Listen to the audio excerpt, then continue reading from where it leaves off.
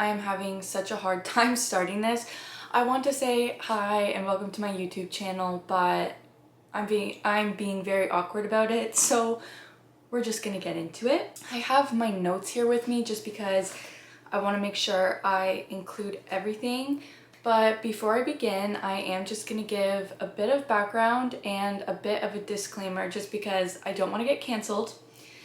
So I have been diagnosed with a neurodevelopmental disorder, and the actual name of it is very long and it's very annoying to explain just because nobody has heard of it. Like, any doctor or medical professional, therapist that I meet doesn't know what I'm talking about. But the disorder is otherwise specified neurodevelopmental disorder due to very premature birth with autistic and ADHD traits. Autistic traits are in the diagnosis, and the doctor did tell me that it's mostly similar to autism, and all of the autistic traits, I guess, were outlined. Like, that's more so how the diagnosis was given to me. So I do just say autism a lot because it will take forever to say otherwise specified neurodevelopmental, like every time I'm trying to talk about it. And I am talking about autistic traits, so that's why I will be saying that. And also, I am talking about sensory issues, and sensory issues are so individual. It really depends on the person regarding both the intensity, what sensory things impact the person. There's also a distinction between sensory avoidant and sensory seeking. I am very sensory avoidant, so basically I hate sensory input. I'm very easily overstimulated, but my best friend is very sensory seeking, so our sensory needs are quite different. I do want to talk about my experience and then things that help me and maybe how you could help someone that you know with sensory issues. So just also take this with a grain of salt and keep in mind that this is my experience, so it might not help everyone, or if you have sensory issues, you might not relate to it. So if you do have someone in your life that struggles with sensory issues, it is really important to talk to them to understand their experience, because what might help me might make their life worse. So just keep that in mind. I am going to start with a background of my sensory issues, and the thing is, I wasn't diagnosed until I was 25. So growing up, I had a lot of sensory issues. When you have a neurodevelopmental disorder, it is something that is present since birth. So I did have all of these sensory issues since birth. It's just I didn't know that. My family didn't know that. My friends didn't know that. So I was just an extremely irritable person. I essentially just knew that I was irritable all of the time, but I didn't know the reason. I didn't know, oh, I'm so irritable because of sensory issues. I didn't have the language to say, oh, like, I'm really irritable right now because there's so many sounds in my environment, or someone's vacuuming, or the clothes I'm wearing make me really uncomfortable. I wasn't really aware of it.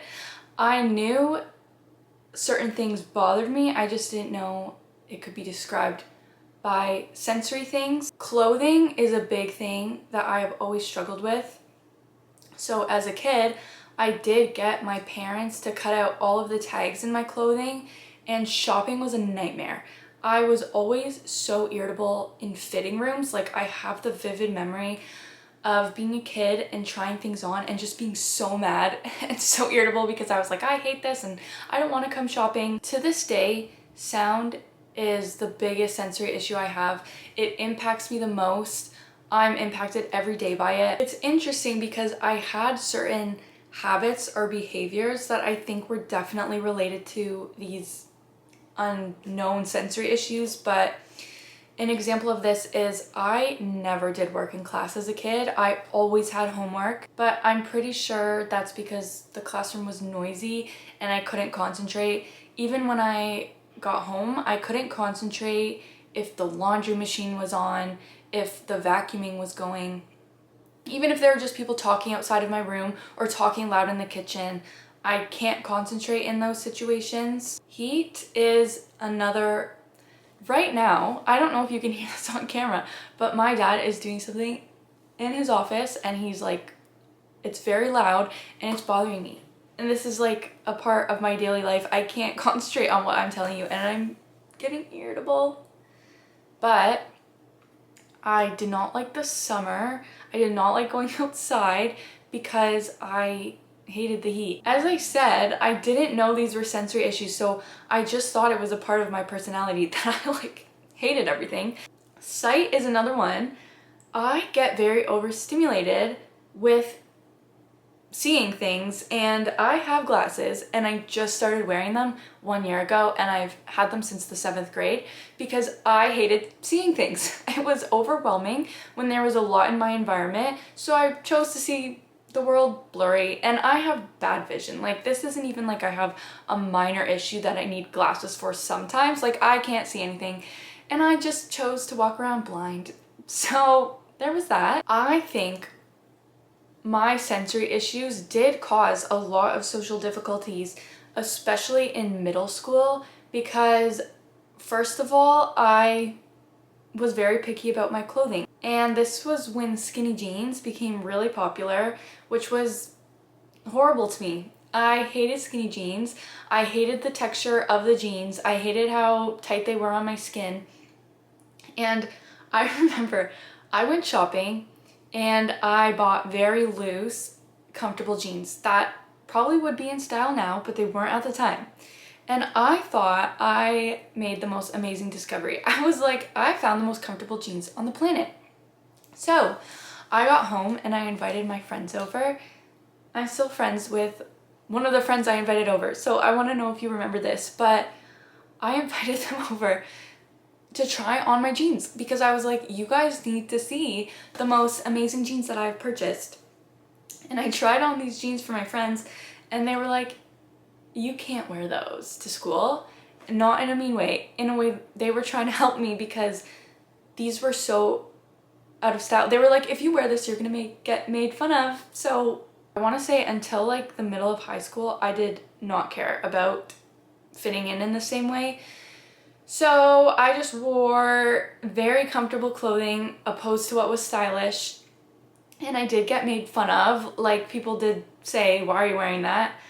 And that was just one way my sensory issues showed up. Another thing is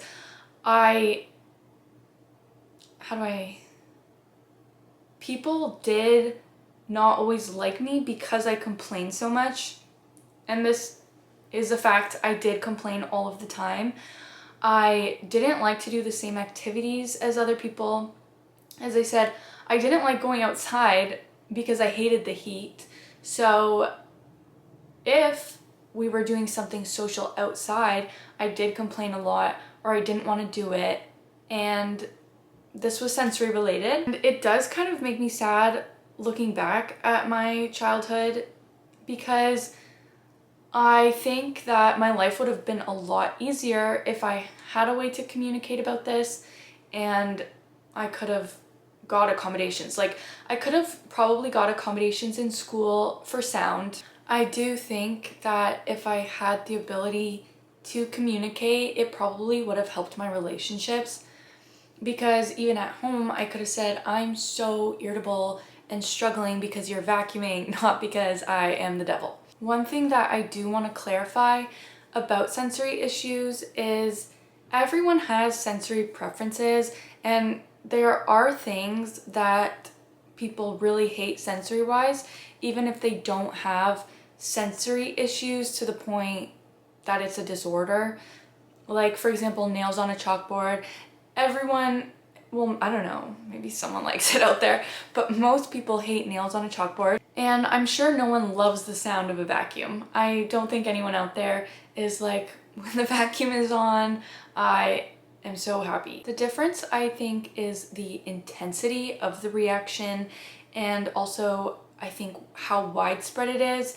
I have sensory issues across all of my senses and in different situations, and the intensity of the reaction is very big. If someone is vacuuming, for example, I am so irritable to the point where it's extremely uncomfortable. And this is every day, not every day that someone's vacuuming, but every day I'm really bothered by sound, especially at home and the people I live with. I don't know if that sounds mean to include. They're just kind of loud. And for example, heat, it's not that I just don't like the heat. It honestly makes me feel sick, like very sick. I need to kind of cool down and lay there, or I feel very unwell. If I'm wearing clothing that bothers me, if it has a tag that bothers me, or if it's just uncomfortable material, it really impacts my day. I am very irritated, and then it also just does have those social consequences. Sometimes I know I'm not wearing something that's in style, or I'm not wearing something that fits my body in a way that would be in style, if that makes sense. And so I will feel kind of insecure about it. And the reason that I'm doing that is because of sensory issues, if that makes sense. It does really impact a lot of areas of my life and makes things quite difficult. I was diagnosed with agoraphobia, which I'm not going to get into too much. I can make another video about it, but I do think a big part of that was because of sensory issues. I was so overstimulated sensory-wise in different environments, like especially ones that were busy, like the bus, the mall, so many senses, so many issues at once, that I was very anxious. I would feel unwell in a lot of situations. So yeah, I do want to get into things that help me. However, if you have advice, please give it to me, because it is not something that I would say I manage well. And if you ask my family, they would say I manage it quite poorly, because I am irritable a lot of the time. So there are definite things though that have helped me. The first thing, noise canceling headphones. These saved my life. I did not get noise canceling headphones until I was 25. So how old am I? The last 4 years have been amazing with this noise canceling headphones. I can't remember what model these are. They are Sony, but I will put it in the description of this video. I think they're really good. The interesting thing about this is I brought them to my university and on the bus, and my experience was drastically different, and I was so much less anxious, which is kind of how I figured out that in terms of agoraphobia, a lot of it could have been a sensory issue, because before I would have attributed my anxiety to other things, but this helped my anxiety so much. So recommend 100% if you don't have noise canceling headphones. And also, I do just want to say, you don't need a diagnosis to accommodate sensory needs, and you don't even need to have a disorder. If you are someone that has realized you struggle with sensory things, definitely experiment. Everyone has a sensory experience. We are human. So yeah, it's totally okay if you want to accommodate yourself or experiment or try something. So I recommend it to anyone, really. Also, it is okay to be comfy, and I think this is really hard in our society in terms of clothing. I think it's natural to want to fit in, and if you don't, I hope to be like you, because I think that's an awesome quality. It's okay to wear what helps you. At the end of the day, even sometimes if it makes me a bit insecure, I'm happier that I have accommodated myself in that way. And like, one tip that I do have is buying the same thing in multiple colors, or even just buying the same thing. It doesn't have to be in different colors, but if I find something that works, I do think it's rare, so I will just buy multiple of the same thing. And I do think that is a lesson I have learned as well, is that sometimes taking care of sensory things isn't something you want to do, but is good to do. And I think this about self-care in general. For example, self-care isn't always this fun, relaxing thing that you are looking forward to, like taking a bubble bath if that's what you're into, it is sometimes things you don't want to do. For example, sometimes taking a break or taking a rest when you don't want to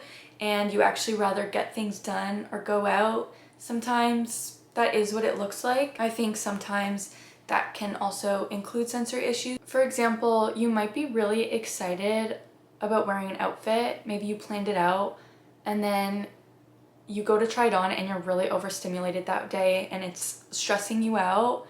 Sometimes it might not be something you want to do, but it's probably best to not wear it and change into something comfier. Another thing that I would recommend is to try new things. I think that can be really hard, especially with autism. You don't like change, you kind of like what you like, but I definitely recommend even sensory seeking things. You never know.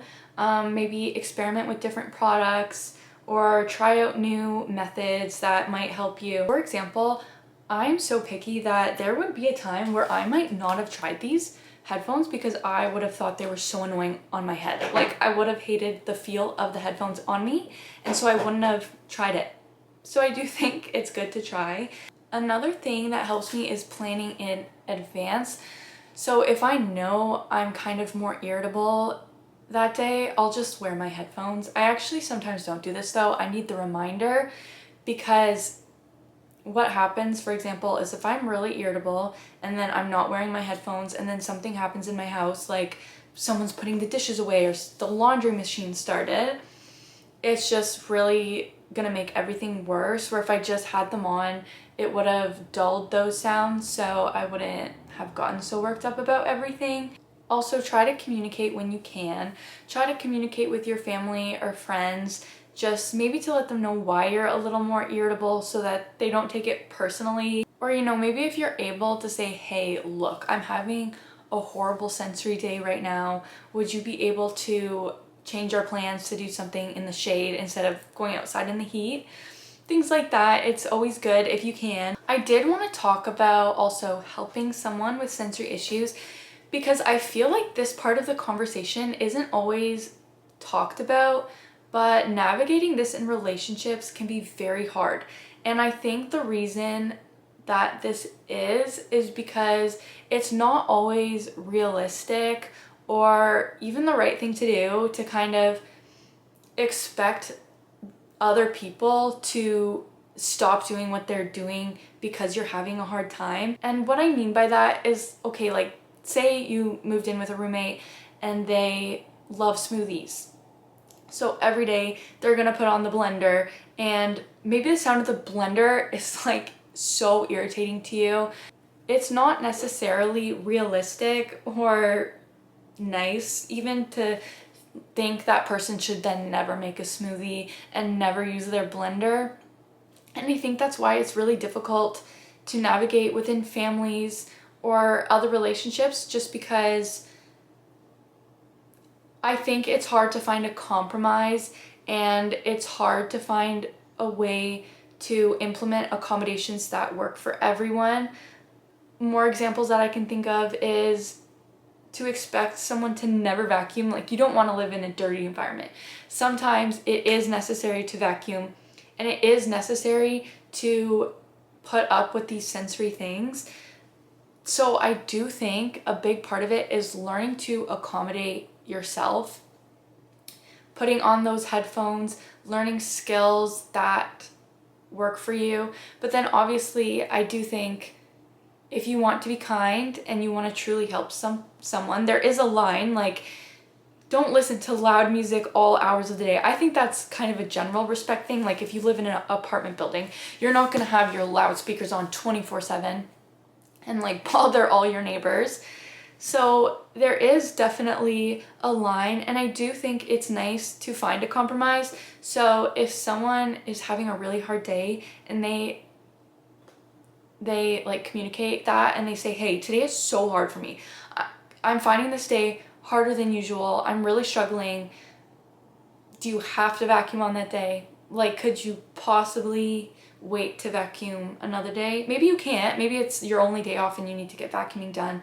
But if you can, I think it's really nice to do that for someone. And I think because it is so hard to find accommodations if you are someone that struggles sensory wise, and another part of that is just because you have to live your life and we have senses, like you have to bathe or shower, for example, and if you find that challenging, it is just something you have to do. So if you are another person trying to support someone you love, it is just really nice to put in the effort, or if you can sometimes go out of your way to do that for someone, it is just really nice because it isn't something that necessarily happens often. And I can't speak for everyone and everyone's relationship and everyone's family, but that is just my experience and the experience of people I know. So for example, if you're a friend of someone and you know they really hate the heat, if you can maybe, and you want to do something outside, offer to do something in a shaded area, and offer to do something in a shaded area instead of sitting in the sun. You know what I mean? Like, I just feel like there are things you can do. Or if you know that they really hate clothing, say, hey, do you want to just dress comfy when we go out, to make that person feel included?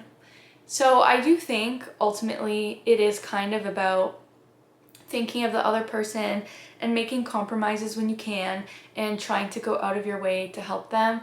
Something I find so nice too is when people buy me like sensory related things. Like if someone buys me a fidget toy, or my cousin bought me Loop headphones, which was so nice. You definitely don't have to go around buying people things, but just, I think, going out of your way if you can and showing that you care and showing that you want to help the person is always nice. And then I know I probably sound like a broken record, but definitely just ask the person and communicate with the person, because not everyone might even care about a blender. Maybe they don't really have that sound as a sensory issue, and maybe they more so have a texture thing, so don't make them, I don't know, like a texture filled food. I don't know. Everyone's different. Just ask them. And yeah, I guess that's really all I have to say. I don't know if there's anything I want to include. I feel like this video was kind of hard to make because I kept losing my voice, so I really hope it's not choppy. Oh, there is one more thing I wanted to do. Actually, I'm excited to do it because obviously this video is not sponsored. I have like 30 followers or subscribers, but hold on. This is an example of something that is so nice. So last summer I had a really hard time. It was a really hot summer and I felt so sick to the point I went to my doctor about it. Like, I never felt well and it was really hard to go through actually because I felt so sick all of the time. And I now work, and I don't have a car, which means I've been really anxious about this summer because I will be in the heat a lot. Like, I'll be in the heat waiting for the bus, and I might be in the heat when I'm working. So I've been really worried, and I've been looking for clothes to find that are comfortable to wear and are not so hot. So my mom went to Costco and she saw this and she got it for me, which is so nice, but I'm gonna unbox it. What it is a neck fan. So when I'm waiting for the bus, maybe I can wear this neck fan and I won't be so hot. Okay, yeah, okay, cooling me. And you know what? I'm gonna get a fan too. Like, I'm just gonna be really, like, trying to make myself as cold as possible. I can't give you my full review on this because I'm actually gonna have to use it outside. I thought there would be a way to adjust it to make it a little colder. Oh, it does adjust. Okay, yeah, I can envision myself at the bus stop with this very loud fan. Thank you so much for watching. Sorry about the angle change. My battery died in the middle. If you want, you can follow my Instagram and my TikTok. I will post that on the screen, and I hope everyone is having a good day. I hope everyone is staying safe, and I will see you later.